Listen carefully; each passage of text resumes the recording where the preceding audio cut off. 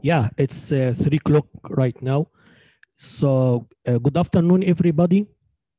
This is Dr. Mahmoud. I am the instructor of 3130.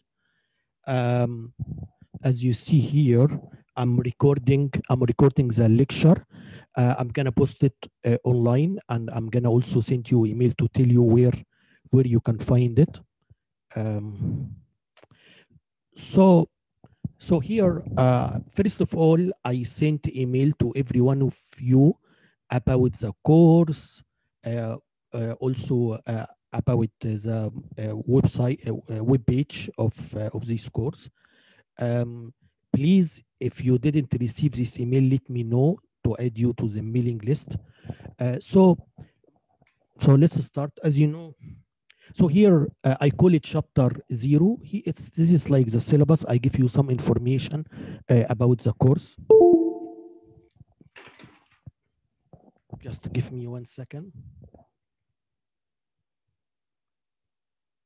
Okay, great now. Okay, so as you see here in this slide, guys, this is my name, this is my office, and this is my lab. And you can see also this is my email, and this is my homepage. In this course, as I told you, I'm the instructor. We are going to have two TAs. First one, his name is Ahmed Shafi. The second one is Jacob Johnson. These are their emails. The TAs are going to help mainly in labs, grading, and the project as well. Okay. As you know from your schedule, this course I should see you on Mondays, Wednesdays from 3 to 4:20. Also, I should see you Thursdays from 4:30 to 7:30. Is that okay? Anytime when we meet Mondays and Wednesdays are always live streaming, always. Okay, so don't be confused. Every time we meet on Thursdays, we are gonna meet in person in Prescott 215. Okay. Um, So most of the time, the Thursday session will be labs most of the time for sure, but sometimes I do tests on Thursdays. Also, in very few occasions, I'm gonna teach during this session. So whatever, if this session is a lab or a session, it has to be in person. Okay, in 215. So today, tomorrow, I'm gonna meet you at 2:15 in person. For sure, I didn't teach today. It's not enough to start labs, so we're not gonna start labs this week. But Thursday, tomorrow, in this time frame, 4:30 to 7:30, we are gonna have a lecture. That is because I have to finish some material to start labs on next week. So the first lab will be in next week. Okay. So let me say it again. Tomorrow we're gonna meet in person from 4:30 to 7:30, and it's not gonna be a lab for sure. So it's gonna be a lecture in Prescott 215. Okay. I don't need to tell you guys. We have been here. We have been in this pandemic for some time, so you already know what you have to do. You have to wear masks all the time. Okay. You have to exercise social distancing. Okay. So you know what you have to do. So we need to protect each other. Okay. Um, okay. Sorry. So one student is asking me about. So I need to. Maybe he missed.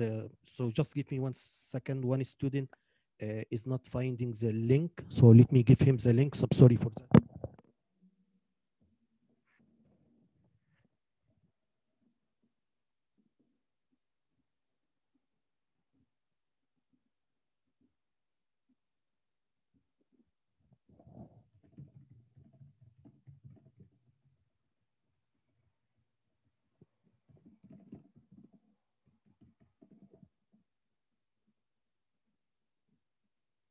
Sorry for this interruption. So we are going to use this link all the time, guys, during this semester. Okay.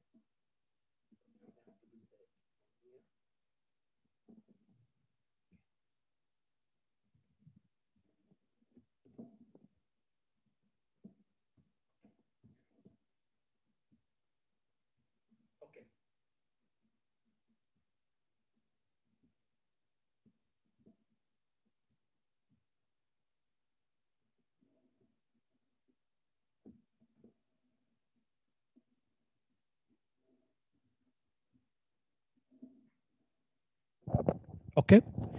Any questions so far? Everything is clear? Okay, guys. Any question? At any time, if you have any question, you can unmute. I'm not gonna.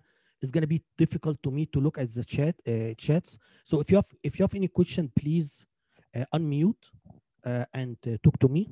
Let me see how we can access this chat. But I prefer not to write. Just talk to me. But let me see. Someone wrote something here. I don't know why I can't see the chat here. Okay, I don't know. I'm not able to see the chat. But anyway, if you have any question, yeah. So I'm not able to see the chat, maybe because I'm sharing the screen anyway. So if you have any question, just talk to me. Okay. So yeah. So now this is I created a website or web page to the course. This is the web page of the course. Okay. So all the course material is going to be posted on this website. Also, I should have office hours on Mondays and Wednesdays, 1:30 to 2:30. So it's before the lectures. Um, anyway, at any time, if you need any help, you can just contact me by email, or you can come to me during the office hours. I help students. My job is my duty is to help you. So if you need any help, don't hesitate at all to contact me by email or just come to my office. I want to show you here. Okay, so here, this is the website I told you about, guys. This website, it has, as you see here. So here, I usually write some announcements here. If there is an exam, or if I post a lab or assignment, I write or deadline for the assignments, I post them here. Uh, Another thing here, yeah. So this is the course slides. So I already posted all chapters. So today I'm gonna start chapter 1. So here I already posted chapter 1. I already posted my handwriting for chapter 1 as well. Um, Assignments and problems are going to be here. We have here information about the project. So this course has a project. I give you some information. You don't need to worry about the project now because it's still too early. Maybe by the middle of the semester, you can start thinking about the project. We are going to have, it depends on the time, but 10 or 11 labs. I think we're going to have 11 labs. Okay. As I told you, this week we're not going to have a lab. So this is lab 1. We are going to do it next week. Okay. Also here in this section, I put some information about the course. From time to time, I'm going to come here and then I'm going to tell you what these documents are about. So again, how can you come to this link here? As I told you guys, I already sent you this link here in my first email. Or there is another way. You can just go to Google. You can search T Intech Mahmoud, my last name, and then you can go to teaching, as you see here. Okay, then you can go to teaching.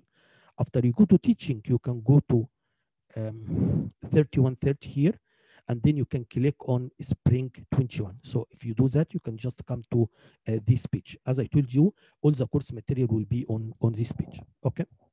Again, guys, if you have any question, I'm not able to access the chats. So if you have any question, just unmute and talk to me.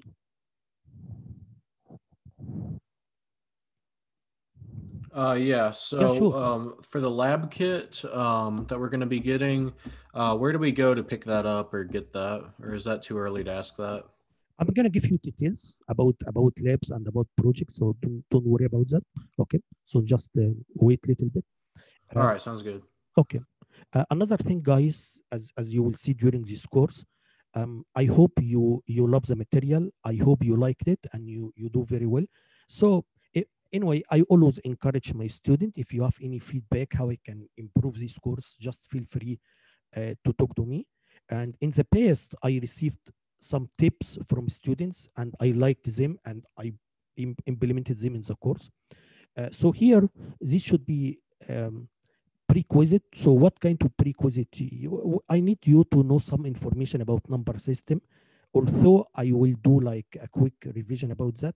Also for digital system concepts like AND gate, OR gate, something like that. But also I will do very quick revision as well.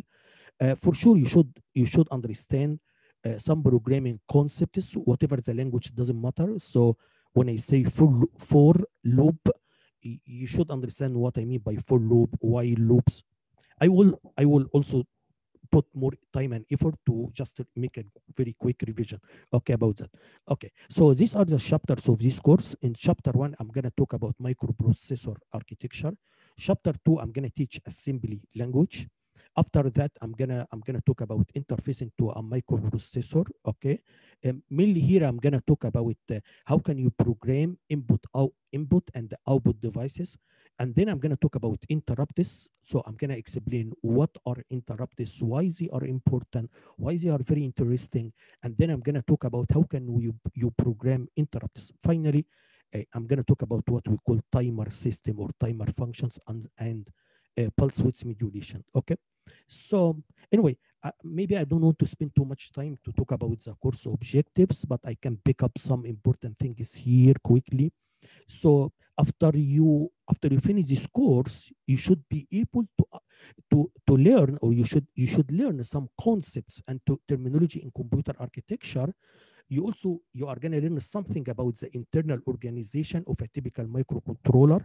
Okay, for sure I'm not going to teach the details because this is by itself is a different course, so I'm not going to teach the details. But at least you build some idea about the organization of the microcontroller. After that, I'm gonna you should learn how can you program a microcontroller using assembly and the C language, both of them. Okay. So also interrupts, you should learn what are interrupts, how can you program them. So I think this is the main thing. I don't want to waste time reading this. Maybe here I want to tell you guys, you will see during this course, as I have just mentioned right now, you should learn how can you program using assembly and C language, and you will see by yourself the difference between high level programming language, which is the C language, also and also low level programming language, which is assembly. Okay. So you will see assembly, you have to write a long code because you have to write the details, okay? Because it's very low programming language. You'll understand all of that later. C, because it's high level programming language, you might not, you can program the microcontroller without even knowing the details. Is that okay? So again, I expect you should program the microprocessor using the two language equally. That's why in the final exam, I'm going to give you two questions, one in C and the other one in assembly. So you should do it equally. But anyway, as you will see later, assembly programs are usually long, okay, because you have to write a lot of details comparing to the C language, okay. But that doesn't mean assembly is not, you will see later actually. So assembly is still important because without assembly you cannot understand how microcontroller actually work, okay. Also when you program using assembly, you can make like faster program, okay, comparing to C language. Okay, so we're gonna have a textbook, this one. However, for the purpose of this course, you don't need to buy the book. Okay, so I'm gonna get, I really did a very good slides. So if you read the slides, it should be enough. Even the questions, the assignment, everything will be given to you. So actually, if you want to buy the books, that's okay. But for the purpose of this course, you don't need it. Okay, this is the course evaluation. So we're gonna have a number of homework or assignments. This will be 10% of the final grade. We are going to have a project. Okay, project is a very important part of this course. And this project, it can be done individually if you want to do it individually, or you can do it in a group of 2 students. Uh, and in some cases, if you want to do a big project, you can have more than 2 students. Okay, but you have to get a permission from me, and you have to just from me or the TS for sure. I'm gonna give you details when the time comes for the project. Okay, but I'm okay if you wanna make like a big project, and this big project needs 2 or 3 students, sorry, more than 2 students, 3 or 4, I'm okay, but you need to justify that. Okay, anyway, so the project is going to be 15% of the final grade. Okay, and also, I think the project is a very important part of this course, because you can learn very well by doing a good project. So I can give you up to 5%, okay? And this 5% of the total added to the total. So it's not 5% from the project, from the total. It's a very big deal. This is if you do good project. When the time comes, I'm gonna tell you what I mean exactly by good projects. Okay. Also, right now I'm gonna run a YouTube channel. In this channel, I'm gonna show you some of the very good project the students did in the past. Okay. So anyway, so project is going to be 15%. Labs are going to be 20%. As I said, we're going to have between 10 or 11 labs. Okay. Every week, we're going to have 1 lab on Thursday. For every lab, as I'm going to say later, you have to submit a report. For labs, if you want to work individually, that's okay. If you want to work in group of 2, which this is usually the normal case, you can work on group of 2 on labs. But again, some students want to work individually. That's okay, but you are going to put more time and effort. I recommend to work in group of 2, okay, so that you can work together. Also, we're going to have quizzes. So almost every week, we're going to have a quiz, okay, about what I taught in this week. So it's going to be 15% of the final grade. These quizzes, we're going to have 7, 8 quizzes. We're going to have 2 tests, okay, 15%, and the final exam is going to be 25%. Okay, guys? So this is grading. Any question here regarding the grading? Everything is clear, or you have questions here?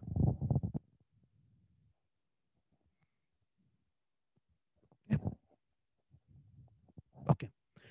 So, yeah, so the good thing about this course, guys, everything is going to be all exams, quizzes, exams, final exams, everything is going to be open book, or you can use any hard copy. You can only use hard copies are allowed. It's not allowed to use electronic devices. So is that okay?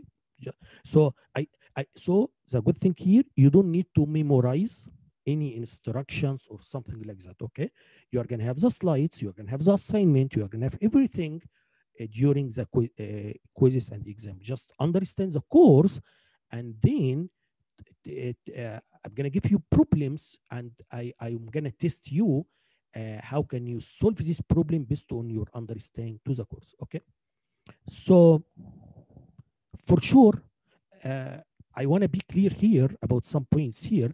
In some here in labs, you can work with a partner here in labs, or same thing for project. However, homework, you should not work with a partner, so you have to do it by yourself.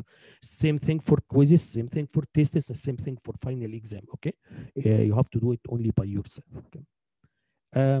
I don't need to say that any form of academic misconduct is not going to be tolerated. This is normal in every class. Okay. Here I give you some advice. If you want to do well in this class, what you have to do, I encourage you for sure to attend to all lectures and lab. Okay. Class participation is very important. And again, don't be shy. If you have any question, just unmute the mic and talk to me. It's important to understand the slides and the lecture. So you already have the slides. You can print them, or you can take notes while I'm teaching. I'm quite sure if you do the labs by yourself and you do the homework by yourself, I'm quite sure the final exam, the test should be very easy to you. Okay.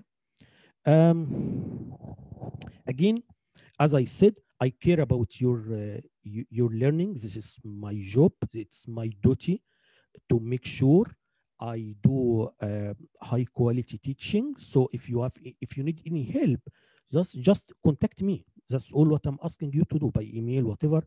Um, um, w- I will solve any problem you have. Okay.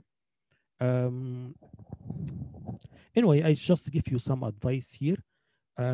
Another important thing I want you to pay attention to, guys, is all the quizzes labs, okay, don't have the same weight, okay, because the level of difficulty is not the same.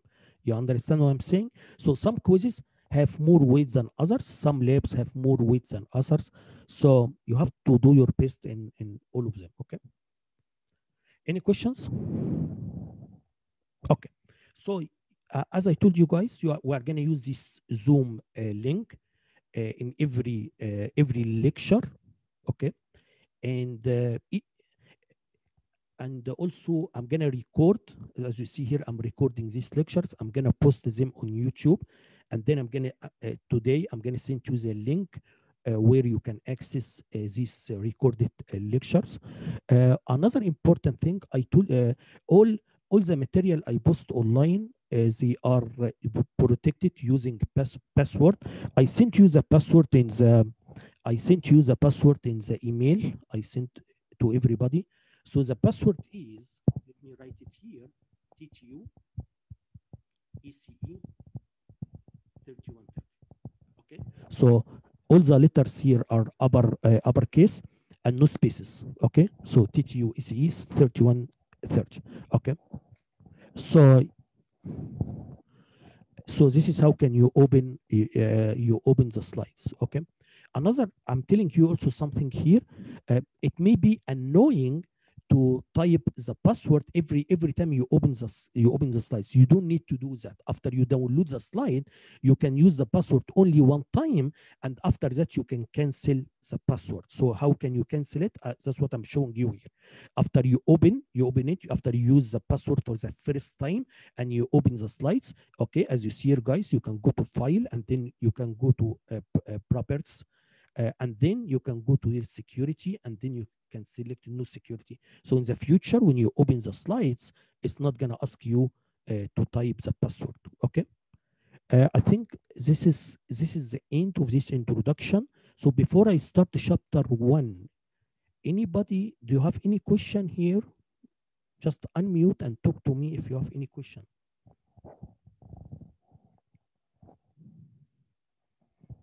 Okay. So here I told you I created on YouTube. I created like account or a channel on YouTube. In this channel, I post some videos for this course. Also, I post good projects. You will see here. Maybe I want to show some of the good project here quickly. Yeah. So this is the link. If you go to YouTube, you will see some students actually did a very, very nice project in the past. Okay. I hope also, or I encourage you to also to do very good projects. So let me open some. Let me see here some of them here. This is Rodrigo Duarte, and this is our invisible piano using the HCS12 Dragon board. So what we have here is an ultrasonic sensor, which is going to emit a signal, and when it hits the object, it will come back, and it will read the time that it took to come back and display the distance. So see, now it's showing the distance that I moved the box. And if I hit this button, it will begin to play the sound that corresponds with the distance. So now it's playing F3. As you move it out, it plays the different notes. So see, that's B4. And you can go all the way out to here and come all the way back. You can pause the sound at any time with this button or turn the system off with pH0, and it shows the distance the entire time that you do it. And that's our invisible piano. Okay, so it's really very interesting. And this is our. So what we have here is. So this is this is what we call Dragon board. So this Dragon board, as I'm going to explain later, it has our microcontroller and it has some input-output devices. So it's a complete system. Okay.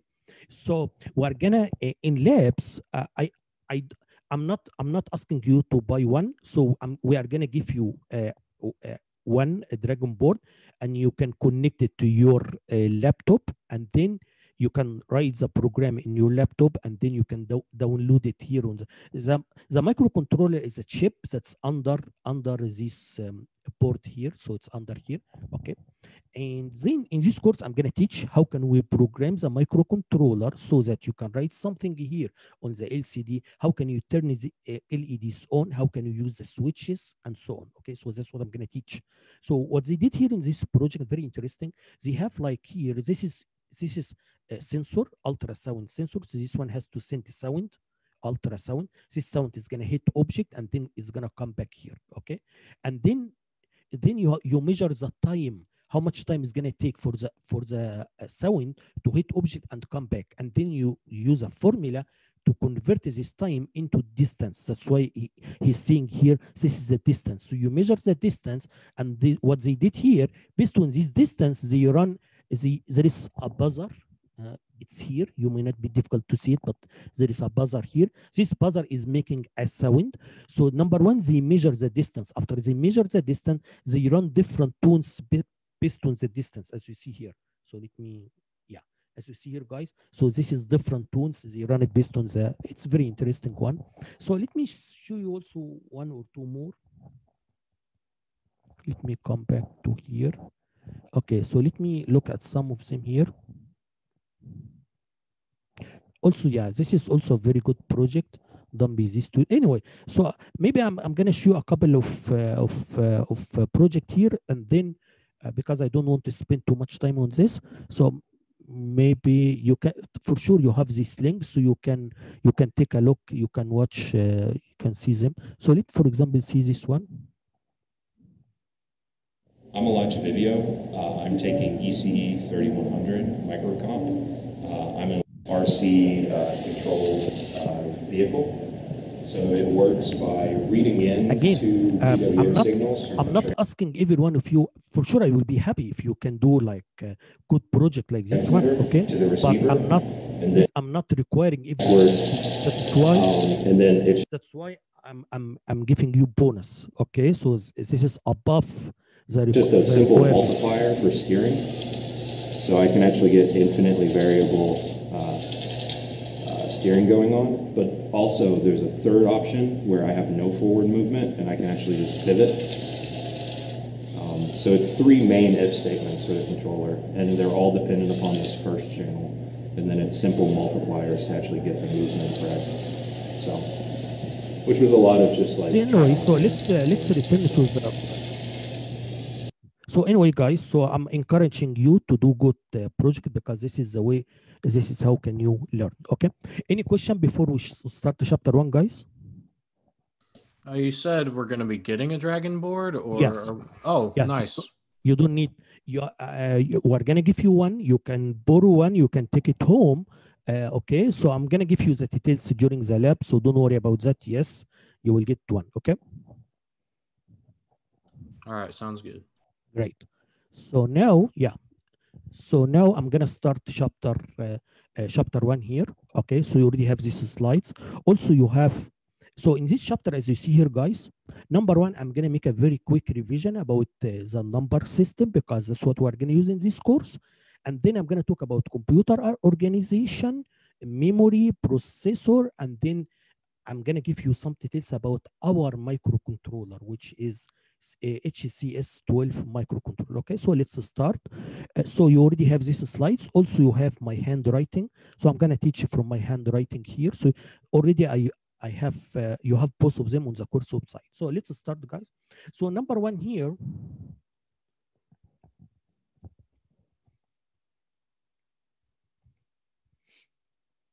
Okay.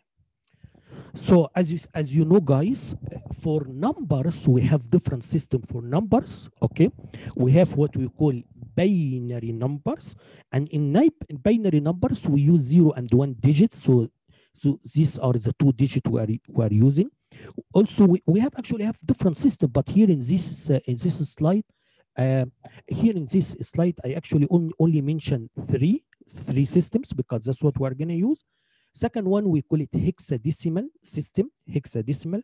As you know, in the hexadecimal, guys, these are the digits we are using. So we are using digits from 0 to 9, okay? And then after 9, which is number 10, we're gonna use A, okay? B is 11, okay? And then F, which is 15. So any number we can make we can make the number from a combination of these digits. Is that okay? This is for hexadecimal, okay? For decimal, for sure, that's what we are using in our life. These are the digit we are using. It's 0, 1, 2, 3 until 9. Is that okay? So these are different system, guys. So now let me answer a question now. Okay, why we need this different system in this course? Okay, I'm gonna tell you why. Let's start with binary. Okay, binary, this is the language of computers. This is the language of the hardware. Okay, that's why we need to know binary. Computers can only understand 0 and 1s, and as you will see in this course, your program is actually a bunch. Any program should have a number of instructions, right? And every instruction is just a bunch of ones and zeros.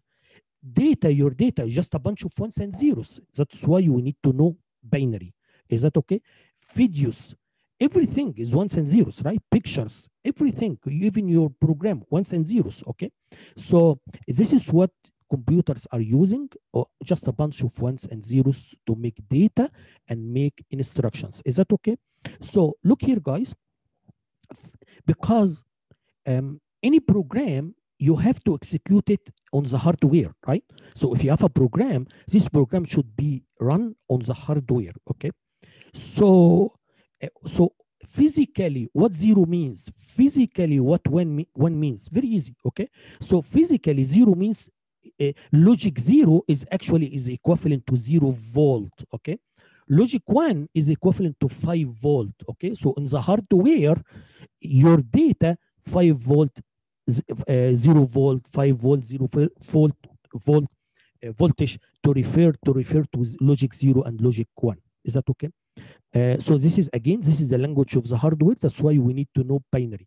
Okay, why we need to know decimal? That's a very easy question. We need to know decimal because this is this is for human, for us. This is the language. This is the number we are using. Is that okay? So if I want to send the number to the computer, I have to type this number in decimal, okay? And then I have to convert it to binary to give it to the computer because the computer can only understand binary, okay? Same thing.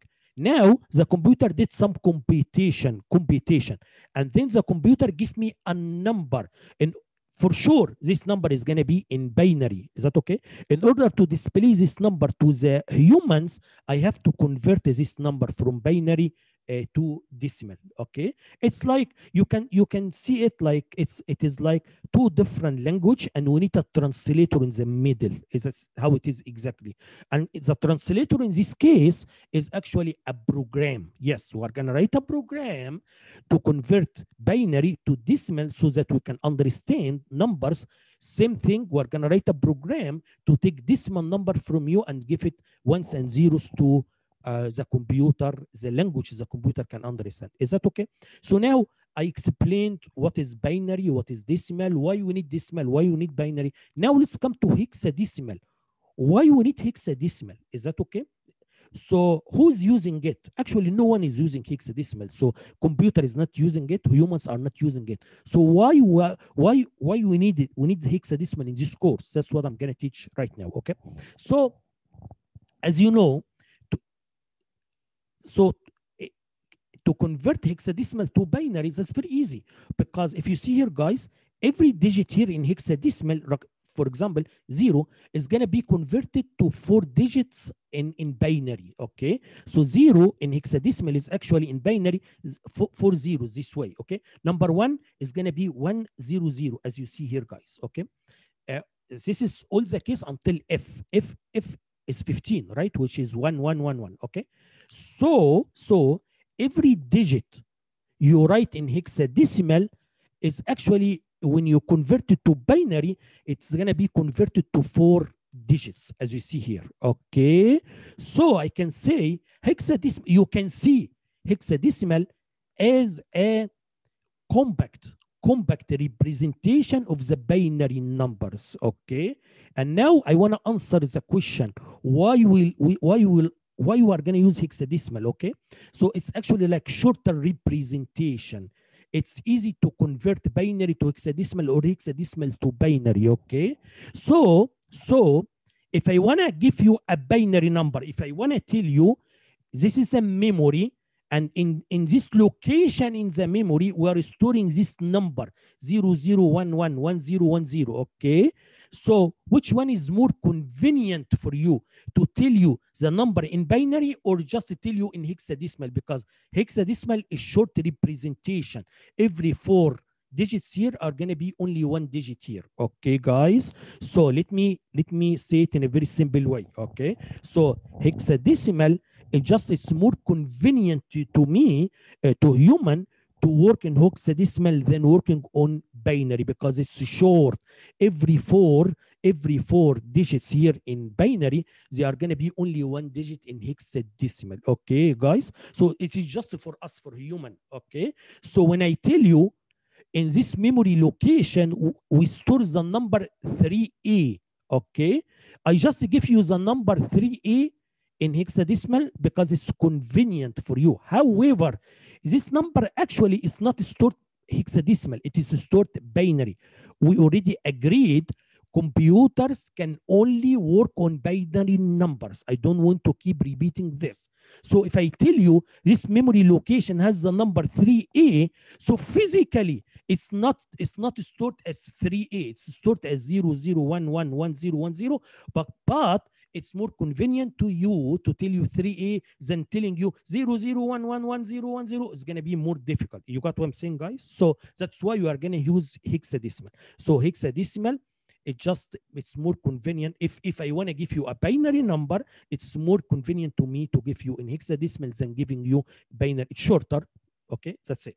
But no one is, machine is using binary, humans are using decimal. That's it. No one, hexadecimal is not going to be used by anybody other than just better or simple, better than giving you a number in binary, okay?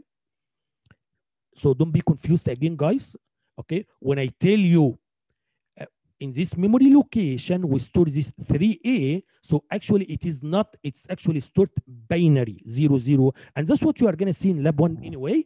However, it's just more convenient to me to see the number 3A than seeing a bunch of ones and zeros, okay? So this is the first part here. Now, so let me summarize what I said. What I said, we have different systems, okay? What we need in this course, or what we're going to use in this course, is binary, hexadecimal, decimal. I also justify it why you are going to use these 3 number systems. Now, I'm going to talk about how can, or I'm going to make, you should know how to convert between these systems, but I'm going to make a very quick revision right now. Okay, so if you have a binary, how can you convert it to hexadecimal, hexadecimal to binary, decimal to binary, and so on? Okay, so any questions? Okay, so let's start. How can you convert hexadecimal number to binary? Okay, so it's very easy. Look here, guys. This is a number F0 hexadecimal. Okay, all what you have to do, just substitute this F with the equivalent by 4-bit equivalent binary number. That's it. So here F is 111. So I'm going to remove M, F, and I'm going to write 111. 0 in hexadecimal is equivalent to 000. That's it. So that's very easy. So all what I have to do, go to this table here again. Every hexadecimal number 0 should have 4-bit representation here in binary. All what I'm going to do is I'm going to remove, I'm going to replace the hexadecimal digit with the equivalent 4-bit binary number. That's it. Very easy, right? So that's why I'm saying We love hexadecimal because it's easy to convert hexadecimal to binary or binary to hexadecimal. This is how can you convert hexadecimal to binary. Very easy way, right? So now let's do the opposite. If you have a binary number and you want to convert it to hexadecimal, what I can do? It's the same thing. All what you have to do, for example, I have a number like this one. All what you have to do, you have to start right to left, okay? And you have to make groups of 4. So this is the number here, as you see here, guys. So 1, 2, 3, 4. This is one group, okay? And then this is 1, 1. You may not have 0, 0. So that's easy. Just put zeros on the left, because if you put zeros on the left, you are not going to change the numbers, right? So you have to make group of 4, okay? So if the number doesn't have here zeros, it's like 6 ones. So 4 ones here are going to be one group, and then I'm going to add some zeros here to make another group, okay? So, and then after I make group of 4s, right to left. All what you have to do is just replace every group with the equivalent digit. So 1, 1, 1, which is 15. 15 means F, right? 1, 1, 0, 0. This is number 3. So I'm going to replace it with 3, okay? Any question, guys? I think that's very easy. You should already know this, but I want to make a very quick revision. So how can you convert hexadecimal to binary or binary to hexadecimal? It should be very easy, okay? Any questions? Okay, so now let's teach another thing here. If I tell you,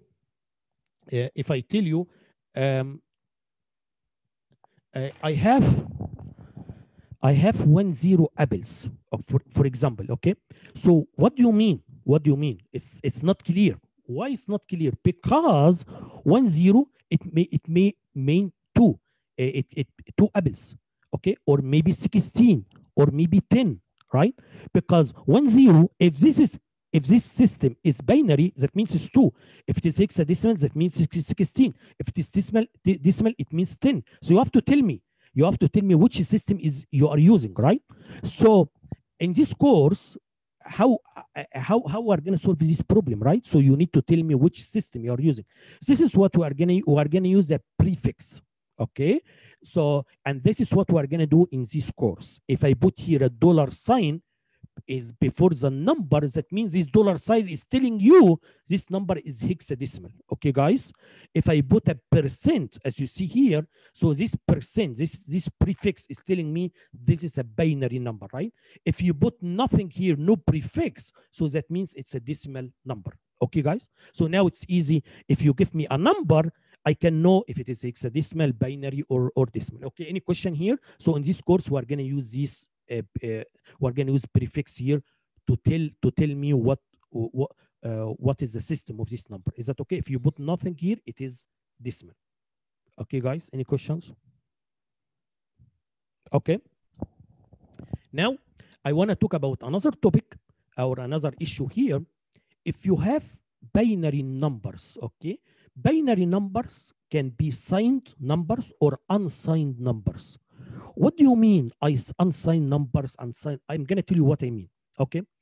In our life, we have some quantities that are unsigned and some quantities that are signed. What do you mean? I'm going to tell you what I mean.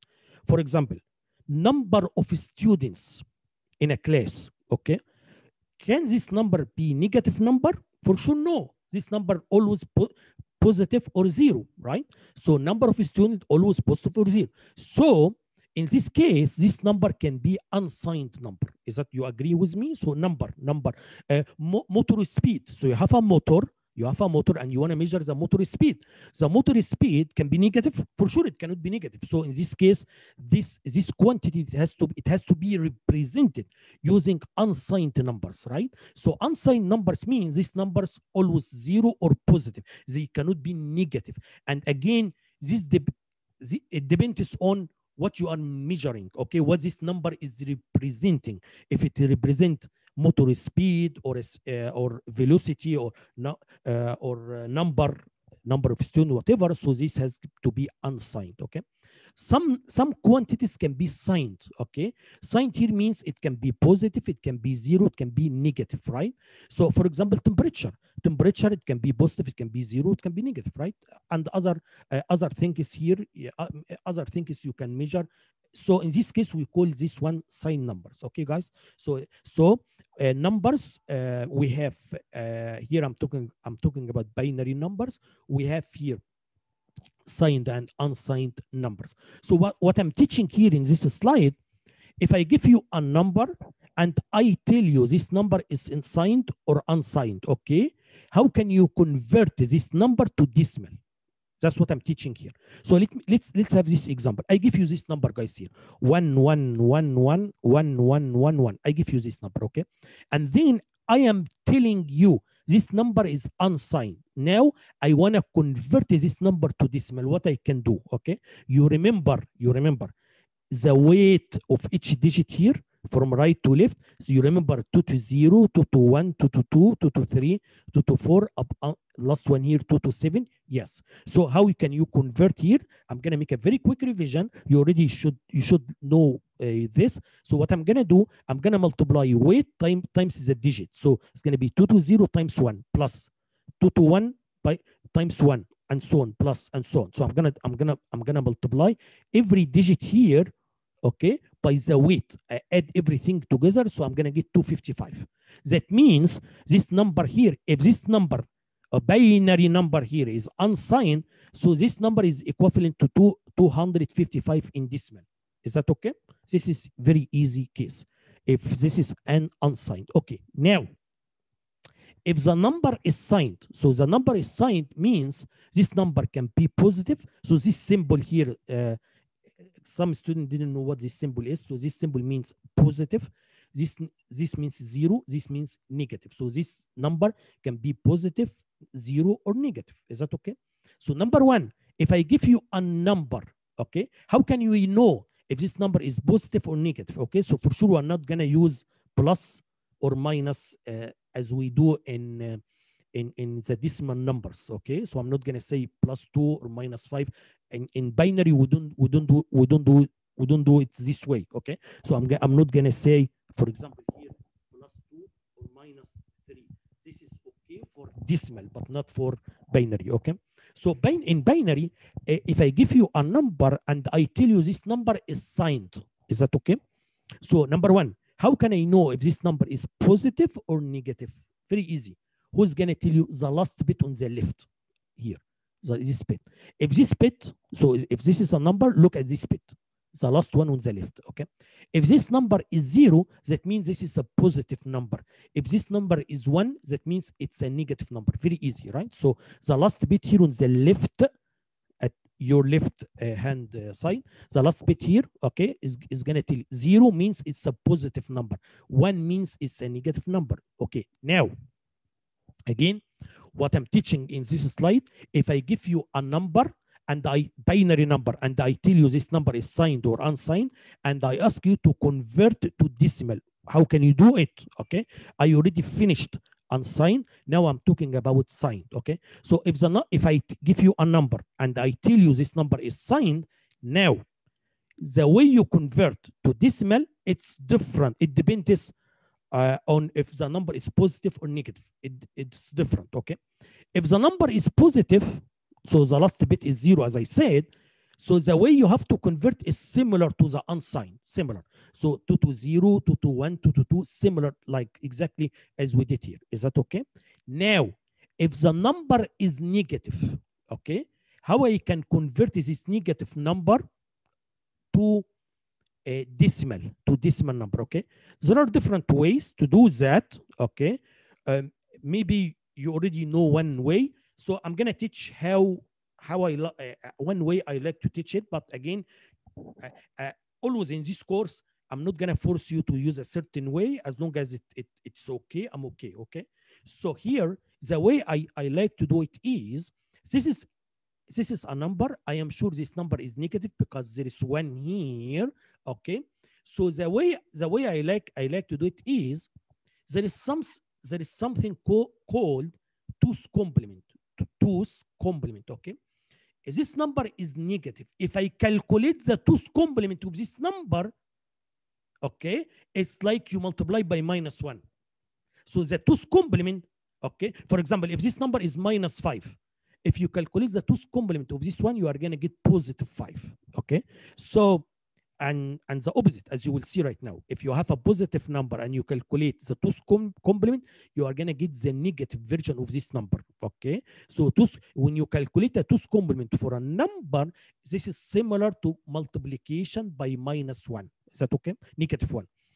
So anyway, so this number is negative something, okay? -7, -8, I don't know. So if I calculate the two's complement of this number, I'm gonna get the positive version. And then after that, I can convert the positive version easily like this one, 2 to 0, 2 to 1, this way, okay? I'm gonna give you example just to be more clear, but before I move forward, before I give you more examples and explain what is the two's complement, okay? Let me give you the summary, quick summary. This is a quick summary. If I give you a binary number, I have to tell you, you cannot guess, I have to tell you of this number unsigned or signed, okay?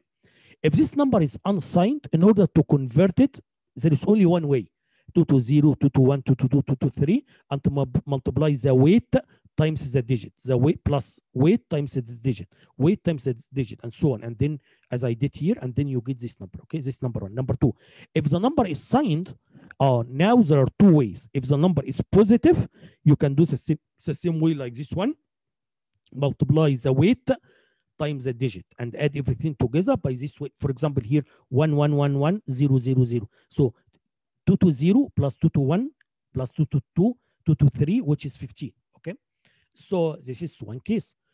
But if it is negative, okay, the way I like to teach it, you can calculate the two's complement of this negative so that you can get the positive version, and then after that you can convert this one to the positive version, and then you know it's my. For example, if after I converted to positive, I got 15. So this number was minus 15.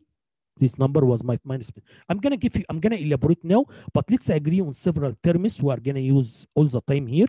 Number one, when I say byte, I mean 8 bits. Okay. When I say a word, I mean 16 bits. Okay. When I say a nibble, I mean 4 bit. Okay. So that's what we're going to use in this semester. So let's agree on this. Okay. Another important term I'm going to use all the time, guys. So if you have a byte here, you have a byte. The first bit here, the first one on the right, we call it least significant bit, LSB, least significant bit. Okay. So when I say the least significant bit, so that means this is the one on the right here. Okay. The one on the left here, the last one on the left here, that's what we call most significant bit. Most significant bit, MSB. Is that okay? And it's very easy to understand why this one is significant and this one is most significant, because of the weight. This one is the weight of this one 2 to 0. The weight of this one is 2 to 7. So this is less significant because it has least weight. This one has the most weight. Is that okay, guys? So if this is a byte. If this is a word, if you are talking about a word, okay? So if this is a word, so here you have bit number 0, you have bit number 1 until bit number 15, because in a word, we have 16 bits in a word, okay? So the least significant bit is bit number 0. This is the least significant bit. And the most significant bit is bit number 15. Is that okay? So this is the example for a byte, and this is the example for a word. Okay, guys. So the other thing I want to teach here, if you have a word, this is a word, okay? This word should have 16 bits, okay? 2 bytes, 16 bits. The first byte here, the first 8 bits, I'm gonna call them the least significant byte, okay? And the second byte, I'm gonna call it most significant byte. So from now on, guys, when I say this is the least significant byte, you should understand what is this. When I say this is the most significant byte, you should understand what is this. When I say least significant bit or most significant bit, you should understand what is this, okay? Any question, guys? Okay. So let's continue. So again, I didn't finish this one yet, so I'm gonna continue here. Okay, that's what I told you guys. If you have a number, so you have to look at the most significant bit to know if this number is positive or negative. If it is 0, if this last bit here is 0, that means positive. If 1, that means it is negative. Okay. Now, I told you here somewhere two's complement. Okay. I told you if you have a binary number and you calculate the 2's complement of this number, so what I'm gonna get is actually -1 times the original number, okay? Because 2's complement you actually multiply by -1. So I'm gonna give you more details now. What is the 2's complement? What is this? Okay, so I'm gonna tell you. So, but before I teach,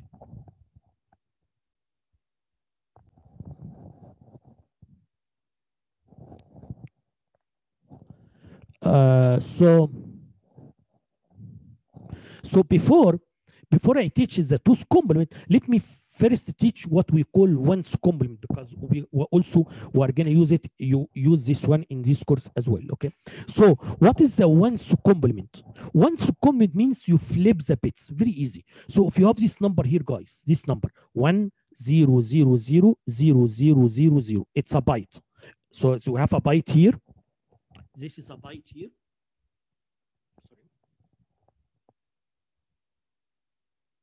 Okay. So if I have this byte 1 0 0 0 and 0 0 0, okay, and now I want you to calculate the 1's complement of this number. This is very easy. All what you have to do is just flip the bits. That's it. So 1 becomes 0, 0 becomes 1. Okay. So this number is the 1's complement of this number. Okay. And the other way, by the way. So if I give you this number, the 1's complement of this number is this number. Okay. So this is the meaning of 1's complement. Okay. Now let's come to the 2's complement. What is the 2's complement? How I calculate it before I tell you how it is important. Okay. The way you can, for sure there are different. I know you maybe you already have another way to do it, but let me tell you the way I like to teach it. How can you calculate the 2's complement? All what you have to do, number one, calculate the 1's complement and then add 1. That's it. That's how you can get the 2's complement. Let's see the example here. This is a number here, guys.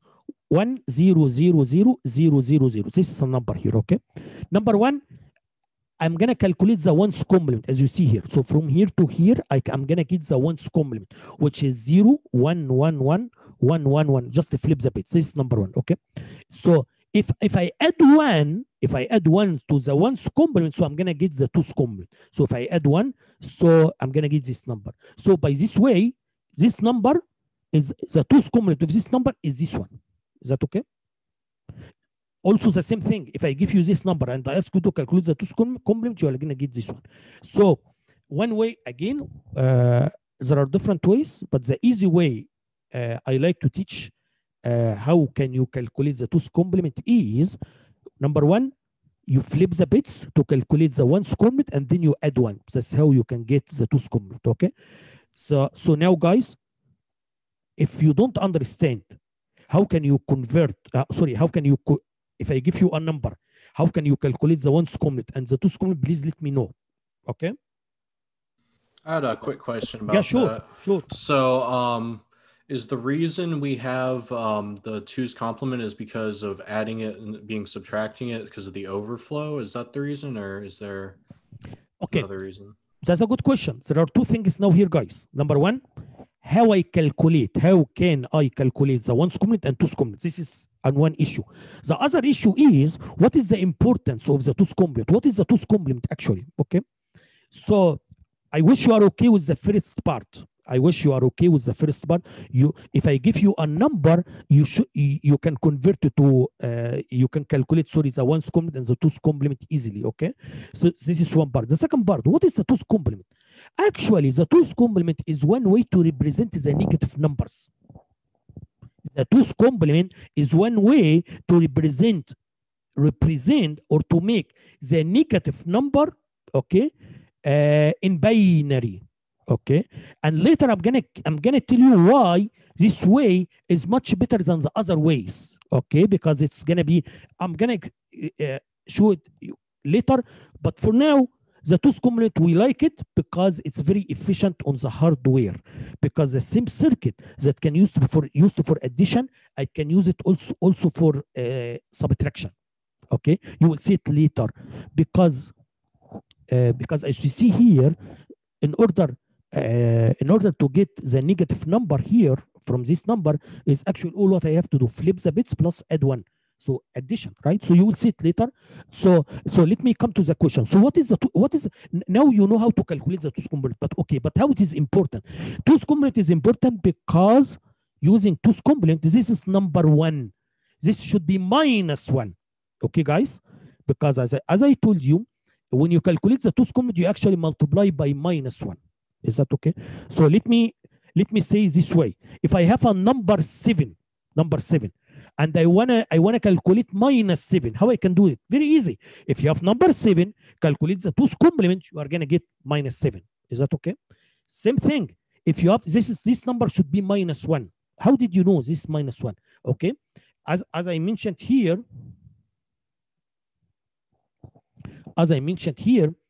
one way to convert a decimal, a binary to decimal here for the negative number is, if I have a negative number and I don't know what is this number, very easy. So I'm gonna get the positive version of this number by calculating the 2's complement. Okay, so that's what I did here. So this is a number. I know this number is is a negative number, but I don't know what is the value of this number. Very easy. All what you have to do, calculate the 2's complement of this number. If you do that, you are gonna get this number. Okay, so if this number is 1, this one has to be -1 for sure, because the 2's complement should multiply by -1. Is that okay, guys? So if this number is 9, so after you calculate the 2's complement, for sure you have to get -9. If it is -9 and you calculate the 2's complement and you get 9, so this number has to be -9. Is that okay? So is a calculation of the 2's complement, actually it is multiplying by -1. Okay. Just give me 1 second.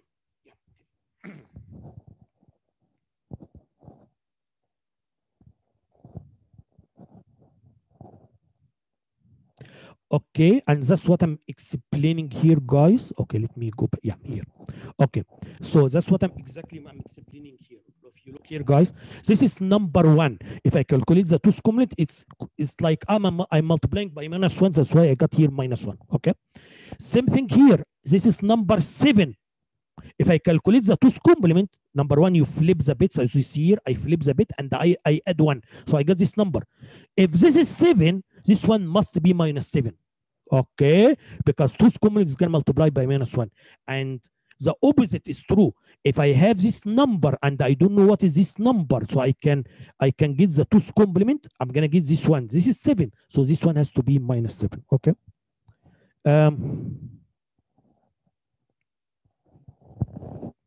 So I think in one quiz, I'm gonna ask in one quiz. I'm very easy. I'm telling you what will be the quiz. Just learn it and do it. In one quiz, I'm gonna tell you write the binary number for -7. Okay. So how can you do it? If for again, there are different ways, but I'm teaching. As long as it's okay, I'm okay. Okay, as long as you do it correctly. But the way I like to do it is -7. Okay. How can you do -7? Okay, so I'm gonna do positive 7, and that's easy, right? So positive 7 is 111,000. Positive 7, and then after I make positive 7, I'm gonna calculate the 2's complement, okay, to get -7 this way. Is that okay?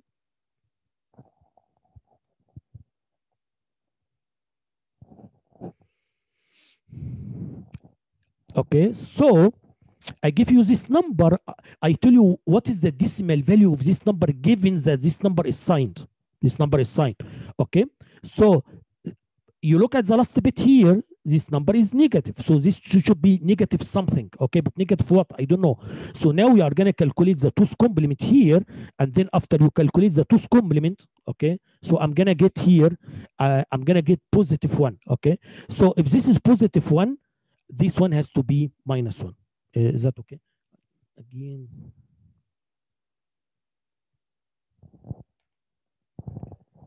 I have a difficulty to access. I don't know. Sometimes this chat. Look here. I click the chat. It's not show. Let me see. Maybe shown somewhere else.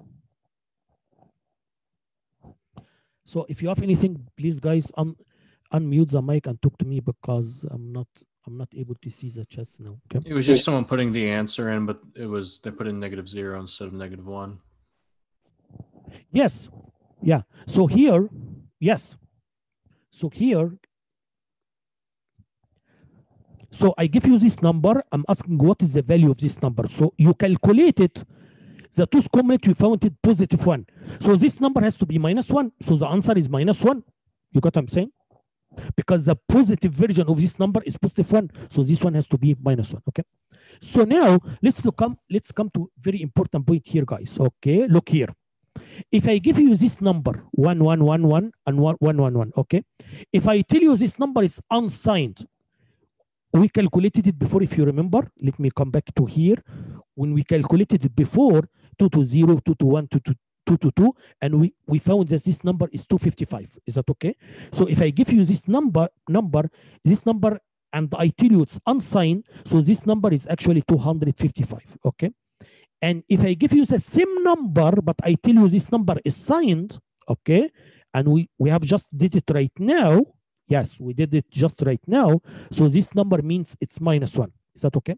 So the same number here can be minus 1, or the same number can be, if it is signed. If it is unsigned, it's going to be 255. Is that okay? So if the computer is going to give me this number and I want to display this number to the user, should I display minus 1 or 255? Actually, we are going to have two programs. Okay, two programs.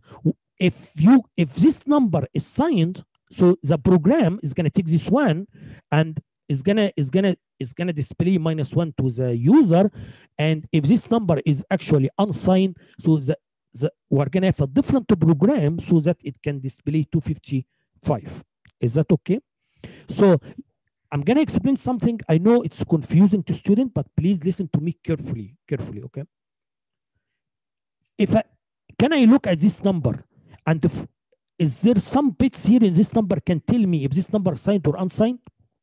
No. This is different from negative, right? So if I give you a number, let me go back. Yes. Yeah. So it's different from if I give you a number and I tell you this is signed. How you can know if it is positive or negative from the last bit? So there is one bit. This bit can tell you if this number positive or negative. Okay, that's easy. But what about signed or unsigned? Are there some bits here in this number that can tell me if this number is signed or unsigned? The answer is no. Okay, so the question is that you have to consider if this number is signed or unsigned during the programming, when you write your program. Okay, how I'm going to consider it? I'm going to tell you how. Okay, as I told you, we are going to have two programs to convert this number to decimal. We're going to have two programs, one program for signed and one program for unsigned. Okay, if I use the signed program, so this one is going to convert it to minus 1. If I use the unsigned, so this one, the program is going to give me 255. Is that okay? So when you write your program, you know this number is signed, or you know this number is unsigned, because you know this number is like a motor speed. Motor speed has to be unsigned. Is that okay? So you have to use the correct program to convert to this one or this one. Okay, this is one thing. Another thing, when I teach assembly, listen to me carefully. When I teach assembly, I'm gonna tell you we have some instructions for signed numbers or some instruction for unsigned numbers. Is that okay?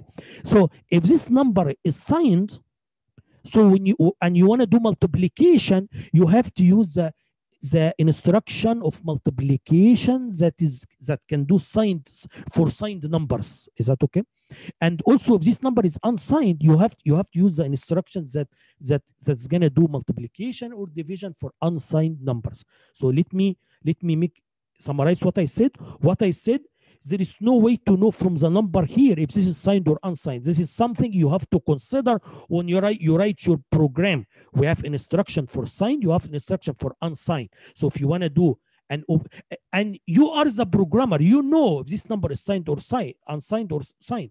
So you have to use the correct instructions. It's the same thing here when you convert numbers to decimal. Also, you have to use the correct programs. Is that clear, guys, or is still unclear? Okay. Same thing. If I receive a number here from the user can give me my one. If it is -1, okay. So here I have to convert this decimal to binary. Also, I have to consider if the number given to me from the user is it signed or unsigned. Okay.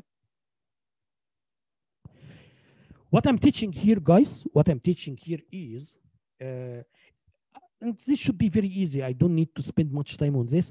So if you have a decimal number, how can you convert it to binary? You remember when we divided by 2, 9 divided by 2 is 4, okay? And the remainder is 1, right? 4 divided by 2 is 2, and the remainder is 0. And then 2 divided by 2 is 1, and the remainder is 0. And then 1 divided by 2 is 1, and the remainder is 0. Quotient is 0, result is 0. Once you have the result is 0, you stop actually, and this is your number. But I think it has to become this way, okay? Is that right? Or this way? I don't remember. Anyway, you should know how to do it. Anyway, so this is a binary number. So I think the last the last one you get here, this should be the least significant one. So it has to be this way, okay? Anyway, this is how can you convert the decimal to binary, okay? Again, guys, what I explained here, guys, so far is if you have a binary number, I explained how can you convert it to decimal, okay, in 2 ways. If I tell you this number is unsigned, or if I tell you this number is signed, okay? So, so when I ask you in the quiz to convert binary number to decimal, I have to tell you if this number is signed or unsigned. This is not something you guess, okay? I have to tell you. If I tell you this unsigned, so you have to do convergence this way. If I tell you this number is signed, okay, you have to do it positive this way, or negative, it has to be this way. Is that okay? Again, guys, don't be shy, okay? I am here to help you, okay? This is my job. If you don't understand anything, just unmute your mic and talk. I'm not gonna penalize you because you ask a question, okay? So if you have any question, just unmute your mic and talk to me, okay, guys? So now I wanna talk about something else here, guys. If you have in-bit number, okay, as you see here.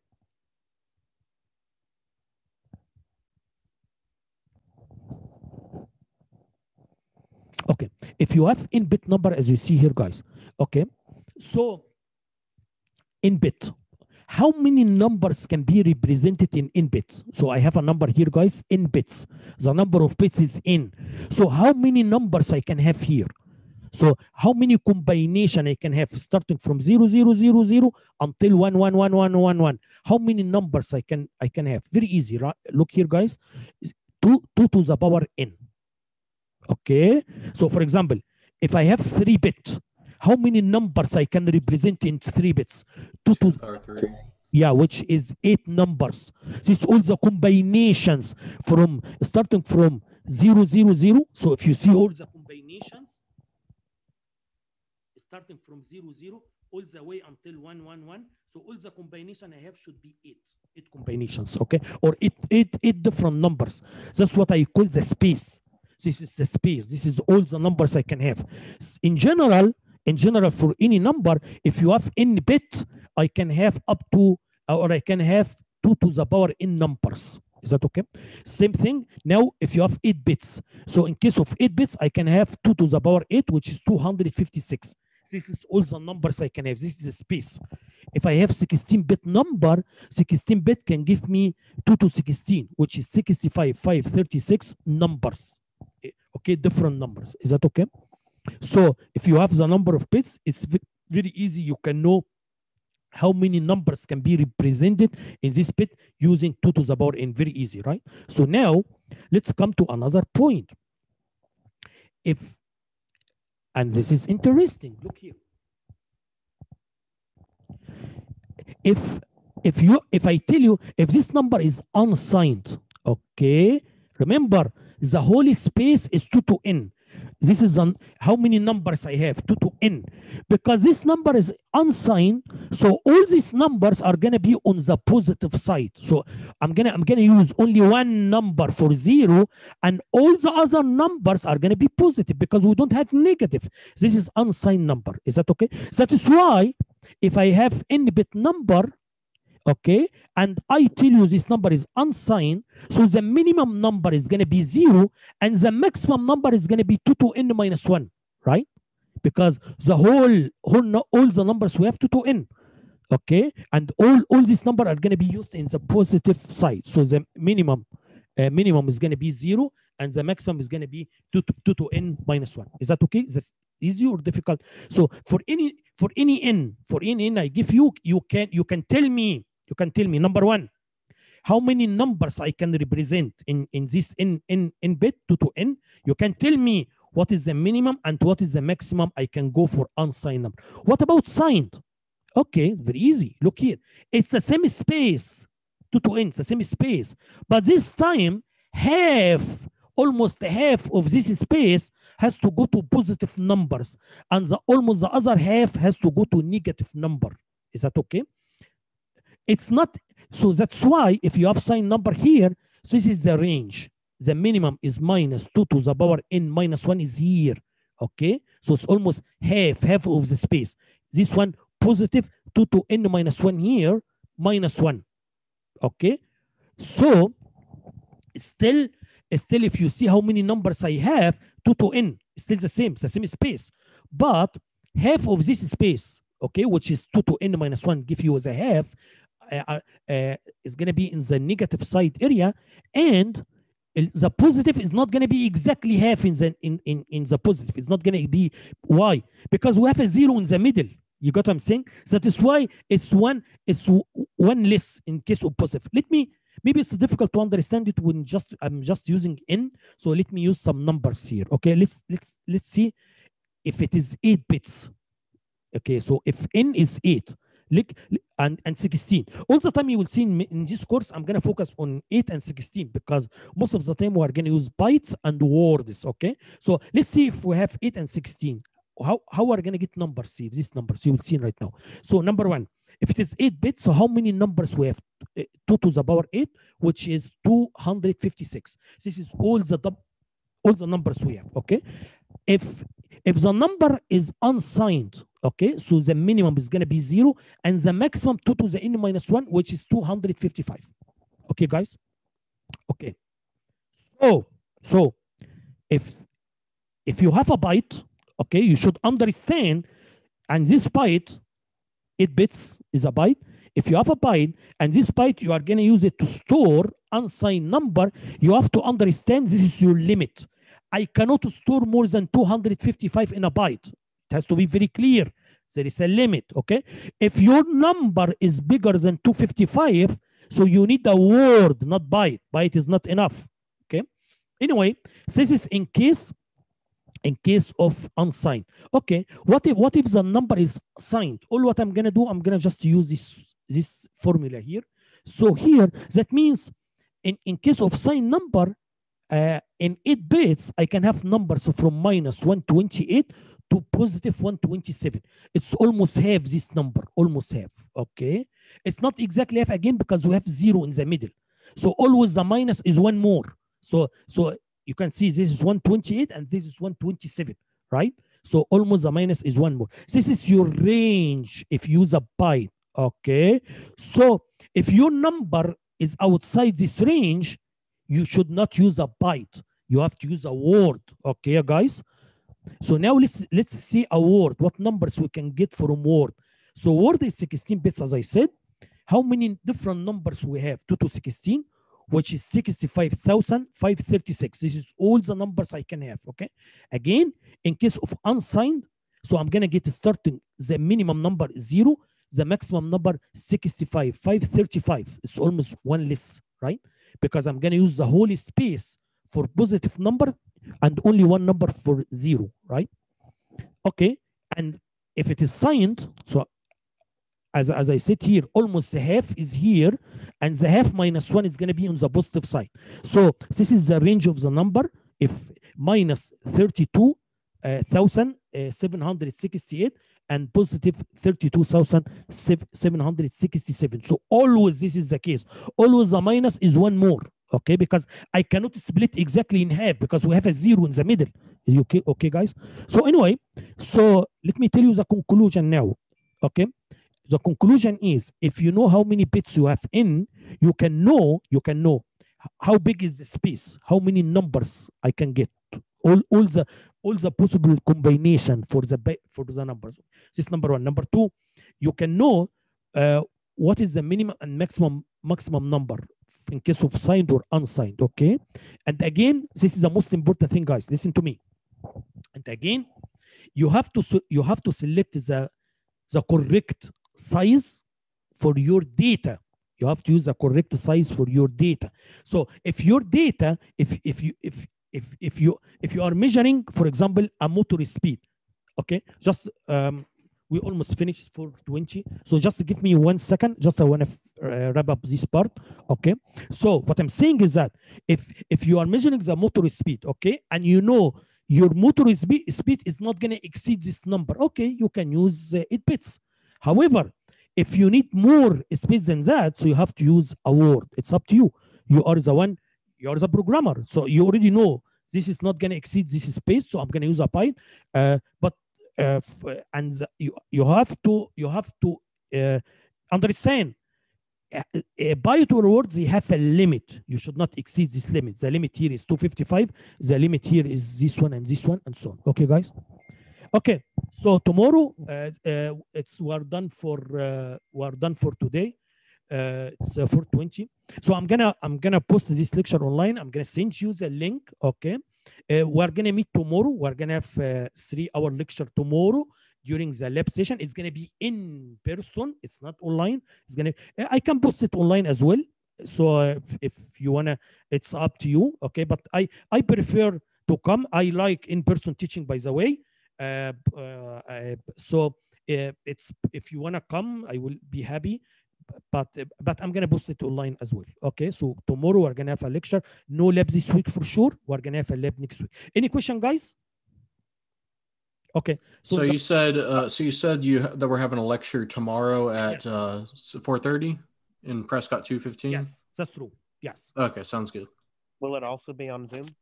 Yes, it's gonna be also on Zoom. Okay, yes. I have questions. Any other question? Yeah, go ahead. Will this information and plus tomorrow's lecture be on the next quiz?